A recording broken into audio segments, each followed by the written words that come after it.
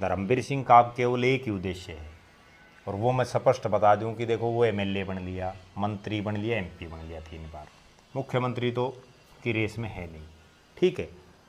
Cabinet मंत्री का उनको इंतजार है, वे कभी ना कभी बना दें सेंटर में। वो तब बनेंगे जब इंद्रजीत सिंह हटेगा, सीधी बात जी।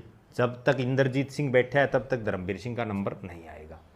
तो अब धर्मवीर सिंह का तो केवल एक ही मोटो है कि उनका बेटा किसी तरह से राजनीति में सेट हो जाए, मोहित चौधरी जी आ जाए, मोहित चौधरी राजनीति में सेट हो जाए। क्योंकि जो राजवीर सिंह लाला है उसको चुनाव लड़ा के देख लिया धर्मवीर सिंह ने। 2014 में बीजेपी की टिकट के लिए प्रयास करे, वो टिकट नहीं मिली। टिकट एक गुणपाल सिंह हैं, उनको दिला दी जिला पार्षद, ठीक है।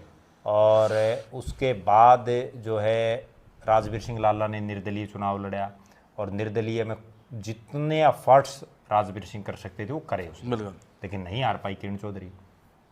उसके बाद उस चुनाव में भी यही हुआ था कि अब जो तिकोनी मुकाबला था ना, वही हो गया था वहाँ भी।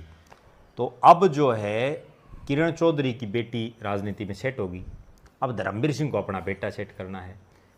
किरण चौधरी और धर्मवीर सिंह राजनीति का उनका जो कैरियर के आखिरी जो साल हैं वो हैं दोनों के, नेचुरल बात है।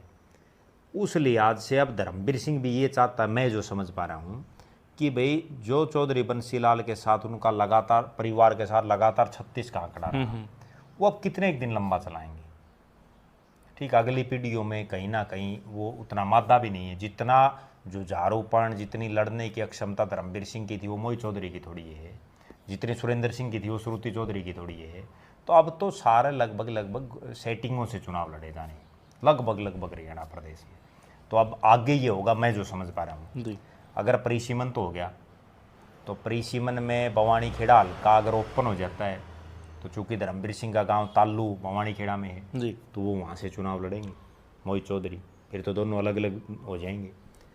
अगर भिवानी ग्रामीण नया बन जाता है तो धर्मवीर सिंह का लड़का वहाँ से भी चुनाव लड़ सकता है, और धर्मवीर सिंह की ये भी कोशिश रहेगी कि पार्लियामेंट का चुनाव लड़ा जाए।